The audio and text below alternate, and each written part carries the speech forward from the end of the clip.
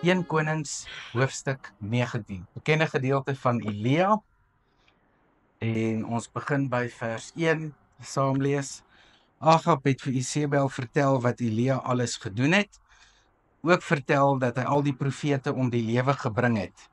Toe het Isebel 'n boodskapper na Elia toegestuur om vir hom te sê, mag die gode my om die lewe bring as ek nie môre teen hierdie tyd met jou gemaak het soos jy met die profete nie. Elia het bang geword en ter wille van sy lewe gevlug. Toe hy by Berseba in Juda kom, het hy sy slaaf daar agtergelaat. Hy het self egter 'n dagreis ver in die woestyn ingegaan.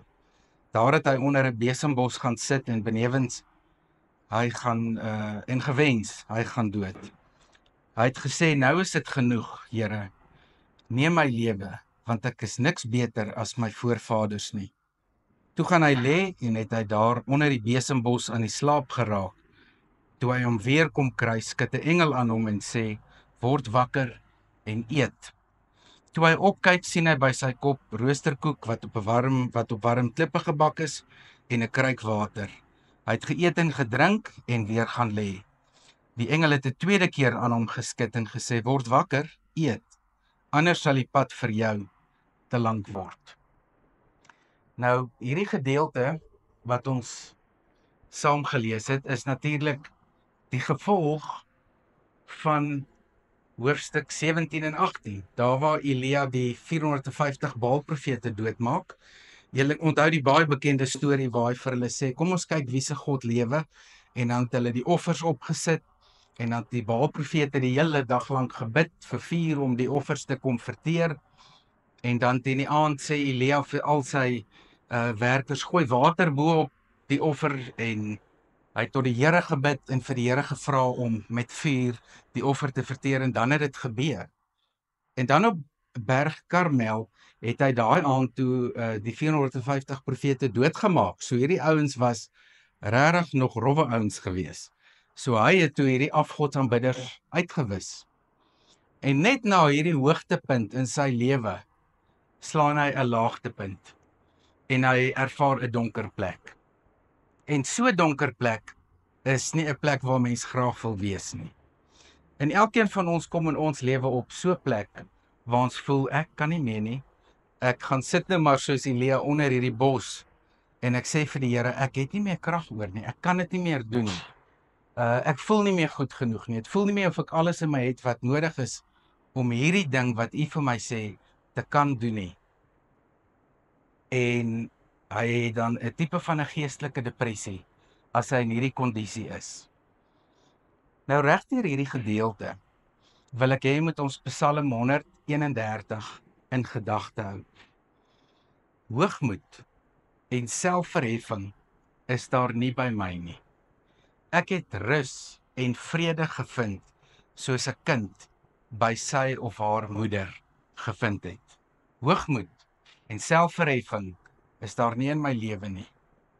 Ek het rus en vrede gevind soos 'n kindjie by sy of haar moeder. Deur hierdie donker tyd wat Elia gaan, is hy natuurlik in die eerste plek besig om sy selfbelangrikheid hopeloos te veel aandag te gee. Want vir hom in sy kop gaan dit oor hierdie groot gebeurtenis op die berg Karmel, toe die Here die offer kom verteer het met vuur uit die hemel uit. En hy het sy eie rol daarin te hoog natuurlik geag. Te veel van homself gedink. En die oomblik toe Isebel hom waarsku dat sy hom om die lewe gaan bring, toe val hy sak en as. Nou dit kan een van twee redes wees. Die een rede kan wees omdat hy bang is, en dit is wat mens vermoed. Die tweede rede kan wees omdat hy nou net moeg is en kapot is, omdat hy nie nog verder kan werk as profeet teen hierdie afgoderry nie. Dit is net vir hom te veel. En dan gaan hy na die onderste deel van Israel toe, Juda, en dan gaan hy verder na Berseba toe, verder onder, en dan in die woestyn. En daar onder daai besembos van so oor die 3 meter, kry hy homself jammer. Gaan lê hy vir die dood, en hy sê vir die Here, nou is dit maar klaar met my. Nou ek weet nie wie van julle al so ervaring gehad het in julle lewe. wat jy voel, ek kan net nie meer nie. Dis eenvoudig nou net te swaar. En in ons lewe kan ek dit baie onthou deur my werk en deur my lewe, en elke keer dan sal my ma vir my sê, my kind, weet jy wat? Die Here is by jou. En elke keer kom my ma se sagte stem en sy praat, my kind, die Here sal vir jou help. En elke keer deur die woorde van my moeder kom ek terug by Psalm 131. Ek vind rus by God, soos 'n kind by sy of haar moeder. Die woorde van 'n ma is sag, maar sterk. Die woorde van 'n ma is vertroostend, sag, maar bemoedigend. En elke keer as ek my ma se sagte stem hoor in die tyd, en dis nou as sy nie met my raas nie, want sy raas baie met my. Sy sal baie vir my sê, my kind, jy bly my kind, al is jy oor die 50. Dan sal sy vir my sê, jy sal maak soos ek vir jou sê. Dan sê ek van nee, ek sal daaroor dink. Maar elke keer in 'n donker tyd kan 'n mens jou ma se stem herken. Natuurlik was my pa ook altyd daar. Hy het op 'n ander manier bemoedig. So hiermee gooi mens natuurlik nou nie die paas weg nie. Maar daar's iets in 'n moeder se stem wat genesing bring. Dis hoekom vandag se tema is, vind geestelike genesing. As 'n kind val en mamma soen, is die wond baie beter. As die kind val en mamma sit 'n pleister op 'n plek wat nie eintlik seer is nie, dan voel die kind ook beter. Deur mamma se sagtheid kom daar genesing. En daar's iets van die Here daarin opgesluit, want op dieselfde sagte manier help die Here vir Elia in 'n donker tyd. En kan ek en jy vandag weet dat ons ook in ons donker tye deur die sagtheid van die Here aangeraak word. Elia vlug in die woestyn in, hy gaan sonder hom af, en dan gee die engele vir hom die kos, die kraaie bring vir hom die kos, hy eet, hy word sterk. In hoofstuk 17 gee die kraaie vir hom kos, en hierdie hoofstuk gee die engele vir hom kos. En hulle sê jy moet eet, want jy moet sterk word vir die pad vorentoe. Dan loop hy 40 dae, dis simbolies, nou Horeb toe, dis weer in die heel bokant van Israel. Nou mens kan baie vinniger as 40 dae loop tot daar, maar dis 'n simboliese reis wat hy moet deurgaan, 'n woestyntog, amper soos Israel. En hy het 'n woestynervaring. En gaan dink aan jou woestynervarings, altyd hoe die Here jou in jou woestynervarings gehelp. Hoe het jou pa en jou ma jou gehelp deur die woestynervarings? As die sagte stem van jou ma in 'n tyd van woestynervarings vir jou die krag gee om daardeur te kan gaan. Dit kan natuurlik ook enige ander persoon wees, dit kan ook jou pa wees, dit kan vriende wees, dit kan 'n ander persoon wees. Maar deur die sagtheid van die Here kom die genesing. Dan loop hy tot by Horeb en hy gaan in 'n grot in. En hierdie grot is baie soos die grot van Moses, wat hy gaan wegkruip as hy God wil sien. Want hy kan nie die Here sien nie. En dan vra die Here vir hom, wat maak jy hier, Elia? Wat maak jy hier? Nou, daar kan 'n klomp antwoorde wees. Die een antwoord is, ek is hier om die Here te sien. Die ander antwoord is, ek weet nie. Die ander antwoord is, ek het vergeet wat my taak is om te doen. En dan sê hy, Here, God, ek het U nog altyd gedien. Ek het nog altyd vir U gewerk. Alles wat ek gedoen het tot op hede, het ek vir U gedoen. En dan vra die Here vir hom 'n tweede maal, wat maak jy hier, Elia? En daai vraag kan ek en jy vandag vir onsself vra. Wat maak jy hier? Nie net in hierdie gebou nie, maar wat maak jy hier op aarde? Wat maak jy hier? En is asof die vraag wat die Here vir Elia vra, ook in ons lewe kan ekko, wanneer God vir my en vir jou vra, wat maak jy hier? Waarmee is jy besig met dit wat jy doen? En dan natuurlik verwag dit van ons die antwoord. So wat gaan ons antwoord op hierdie vraag vir die Here? Wat gaan ons antwoord? En dis 'n persoonlike vraag wat elkeen van ons teenoor die Here moet beantwoord. As hy jou op jou naam roep en vir jou vra, wat maak jy hier? Elia het die groot goed gesoek, na die profete wat hy doodgemaak het, wat 'n baie groot gebeurtenis was. Kan dit wees dat hy soos ons as mense soek na die sensasie, soek na die groot goed, soek na die groot verskyning van God, soos wat baie mense vandag in hulle lewe is. Hulle soek na die groot ervarings van God, hulle soek na die wonderwerke, hulle soek na die bonatuurlike ingrype van God. En miskien was Elia moedeloos, omdat dit verby is, en omdat sy rol daarin klaar was, ten opsigte van die groot werk van God. En dan kom die Here deur natuur, en hy verskyn aan Elia. Nadat hy in die grot ingegaan het, vra die Here vir hom, wat maak jy hier, Elia? Hy antwoord, ek het met my hart en siel aan U gewy, my hele lewe, Here, almagtige God. Die Israeliete het die verbond met U verbreek, hulle het die altare afgebreek, profete doodgemaak. Ek het alleen oorgebly, en hulle soek my ook om die lewe te bring. Maar die Here sê vir hom, kom uit en gaan staan op die berg voor my. Die Here, ek wil verbygaan. En hierin is daar natuurlik vir my en jou ook 'n baie belangrike waarheid. Want die Here roep vir jou op jou naam. Kom uit die grot uit. Kom uit die plek waar jy gaan wegkruip. Dit kan hier binne in jou hart wees, dit kan hier binne in jou kop wees. En dan sê die Here vir hom, ek wil by jou verbygaan. En julle sal onthou, hierdie woorde was die woorde wat vir Moses gesê was, toe hy by Moses verbygegaan het. Maar hy het vir Moses gesê, jy kan nie vir my kyk nie, want jy sal doodgaan. Skielik was daar 'n sterk wind, die berg het stikkend geruk, en die rotse het gebreek voor die Here.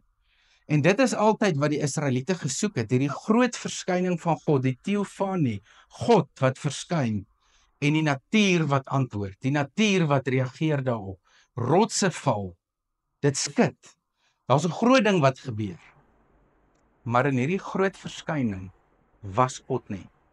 Lees ons in 1 Konings 19 vers 11. Daarna was daar 'n aardbewing. Maar in die aardbewing was die Here nie. Die eerste groot natuurreaksie, die tweede groot natuurreaksie. Maar God is nie in hierdie groot verskynings nie. Julle sal onthou met Pinkster, toe die Gees uitgestort was, het die kamer geskit waar almal was. Maar hier in 1 Konings 19 is dit anders. In al hierdie groot geraas is God nie. In die aardbewing was die Here nie. Toe kom daar 'n vuur. En wat was Elia se ervaring op Karmelberg? Hy het God se vuur ervaar. En toe kom daar vuur, maar selfs in die vuur was God nie. En dan lees ons, na die vuur was daar 'n fluistering in die windstilte. Toe Elia dit hoor, het hy sy gesig met sy mantel toegemaak en by die bek van die grot gaan staan. Toe hoor hy 'n stem wat vir hom sê, wat maak jy hier, Elia? Die sagte fluistering van God in jou lewe kom baie keer deur jou ma. Kom baie keer deur vrouens wat ouer as jy is, wat met jou praat. In die sagte fluistering was die Here. En in hierdie sagtheid was die Here se teenwoordigheid so groot dat hy sy gesig toegemaak het. Dieselfde soos Moses. En dan gaan staan hy daarvoor in die teenwoordigheid van God en dan vra die Here vir hom, wat maak jy hier? God maak alles in Elia stil. God bring al die geraas in sy kop en in sy hart tot stilte. Deur sy sagtheid, deur die fluisterstem. Psalm 131, ek het rus gevind, soos 'n kindjie by sy of haar moeder. Om geestelike genesing te vind, is dit belangrik dat ek en jy verby al die groot dinge kyk wat ons soek van die Here. Is dit belangrik dat ons verby die groot dinge in die lewe kyk, die groot dinge wat ons soek, die groot dinge wat ons begeer, maar dat ons God in die sagte, klein dinge sal sien en sal hoor. Wat maak jy hier? Vra die Here vir Elia. En dan antwoord Elia hom presies weer, ek het met my hart en siel aan U saak gewy, Here, almagtige God. Die Israeliete het die verbond met U verbreek. Hulle het U altare afgebreek en die profete doodgemaak. Net ek het oorgebly en hulle soek my om my ook om die lewe te bring. Maar die Here sê vir hom, draai in jou spore om na die Damaskus woestyn toe. As jy daar aankom, moet jy vir Gesael salf tot koning van Aram. Jy moet ook vir Jehu, seun van Nimsi, salf tot koning van Israel, en vir Elisa, seun van Safat uit Abel Mechola, moet jy salf tot die profeet om jou op te volg. Wat gebeur hier? Soos 'n ma 'n kind wat seer kry vat en vashou en beter laat voel, het God met Elia gemaak. Dis vir my die mooiste beeld wat ek in verband kan bring om hierdie teks te verstaan. Soos 'n kind wat seer kry en mamma wat 'n drukkie of 'n swenkie gee of ouma of tannie en vir die kind daarna weer sê, nou is jy reg. Nou kan jy weer gaan. Kom werk die Here met Elia. En miskien is my pa reg, die vrou is die kroon van die skepping. Want hierin sien jy ook die optrede van vrouens.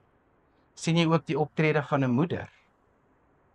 En kom die Here en versorg hy vir Elia op 'n donker plek. Toe ek so 2 jaar terug in my brein die 2 are gebars het, sit ek in die hospitaal en die een sielkundige, want jy moet al die spesialiste sien wat bestaan omtrent uit die mense beroepe. En ek sien vir Tessa sielkundige en sy sê vir my, you know what, Jaco, go and look at the trees. En op daai stadium moes ek alles van voor af leer doen. En ek gaan sit vir die bome en kyk en ek kom terug. Ek sê vir haar, ek het vir hulle gekyk, maar wat moet gebeur? En sy sê vir my, go look at the trees. En ek het weer vir die bome gaan kyk. En na so 'n maand, toe kom ek agter hoe mooi dit is as die blare beweeg. En hoe mooi dit is as die voeltjie in die boom sit. Hoe mooi dit is as ek sien, daar is blomme. Hoe mooi is dit weer om te sien as iemand verbystap of 'n hond wat jy hoor blaf. En toe kom ek agter dat Matteus 6, waar Jesus praat en sê, kyk vir die voeltjies, kyk vir die blomme. God sorg. Gaan kyk na die klein dingetjies. En dis die klein dingetjies wat ons uit 'n donker plek uitvat, terug na 'n plek toe waar ons weer kan opstaan en voortgaan. Want net na die Here vir Elia aanraak, sê hy vir hom, draai in jou spore om. Gaan doen weer wat jy moet doen. Jy het genoeg gesalk. Jy het jouself genoeg jammer gekry. Jy het genoeg gedink, jy word sleg behandel. Jy het genoeg gedink, jy word onregverdig behandel. En dis wat 'n moeder ook sê. 'n Pa sal sê, my kind, die lewe is hard. Jy moet leer dat dis hoe die lewe is. Jy kry sulke tipe mense, so jy moet met sulke tipe mense leer oor die weg kom.